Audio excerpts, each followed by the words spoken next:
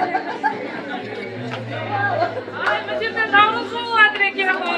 Hoş geldinizler. Sizin yerге. Rahmet.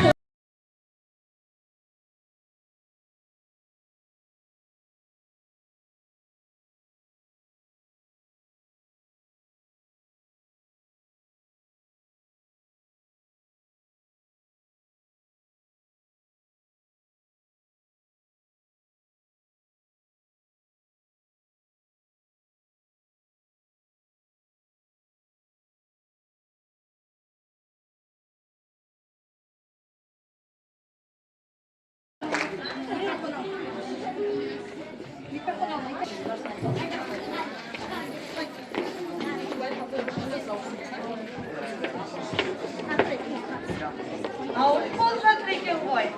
Біздер де келіп қалдық. Біздің де өнеріміз бар. Қатысыңыздар. Сыған халқы. Сыған халқы бұрынғы атауы доллар деп аталады. Сығандар көбіне тобырмен жүреді. Олардың басқаратын вайда деп атайды. Олар ішкі жаңағы қиыншылықтарды шешіп отырады. Сонымен қатар сығандар жаңа ең ауыры олар тобырдан қуылу болып саналады. Оларға өте ауыр тиеді. Сығандар көбінесе жаңағы балдарын мектепке бермейді. Сондықтан оларда сауатсыздық басым. Сығандардың шашы үнемі ұзын болады. Қысқа болса бұл оларда жаңағы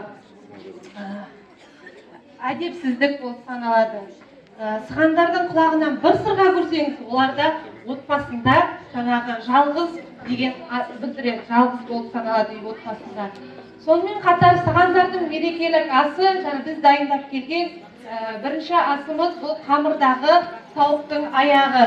Бұл көбінесе қойлардан пісіріледі. Екінші бұл десертіміз сваяка деп аталады. Оның да жаңа мерекелік асы болып саналады.